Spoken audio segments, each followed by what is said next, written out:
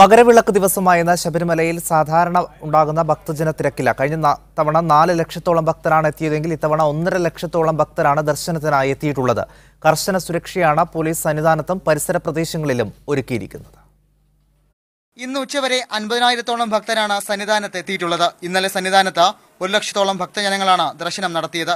ഇവരിൽ ഭൂരിഭാഗം പേരും ഇന്ന് മകരജ്യോതി ദർശനം നടത്തിയതിനു ശേഷമേ മലയിറങ്ങുകയുള്ളൂ. കഴിഞ്ഞ തവണത്തെ തിരക്കില്ലെങ്കിലും പോലീസ് സുരക്ഷ വർദ്ധിപ്പിച്ചിട്ടുണ്ട്. തിരക്ക് കൂടുകയാണെങ്കിൽ മരക്കൂട്ടം മുതൽ നിയന്ത്രണം ഏർപ്പെടുത്തും. അതേസമയം പൂർത്തിയാകുന്നത് വെല്ലുവിളികൾ നിറഞ്ഞ മകരവിളക്ക് കാലമാണെന്ന് ദേവസ്വം മന്ത്രി കടകംപള്ളി സുരേന്ദ്രൻ പറഞ്ഞു.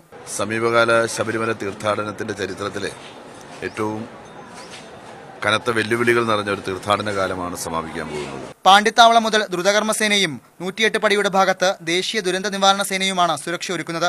പ്രധാനമായും 8 പോയിന്റുകളിലാണ് മകരജ്യോതി ദർശനത്തിനുള്ള സൗകര്യം ദേവസ്വം ബോർഡ് ഒരുക്കിയിട്ടുള്ളത്. കാട്ടാന ശല്യമുള്ളതിനാൽ കാനന ഭാഗത്തേക്ക് തീർത്ഥാടകർ മകരജ്യോതി ദർശനത്തിനായി പോകരുതെന്നും പോലീസിന്റെ നിർദ്ദേശമുണ്ട്. T media 1 Sannidhanam.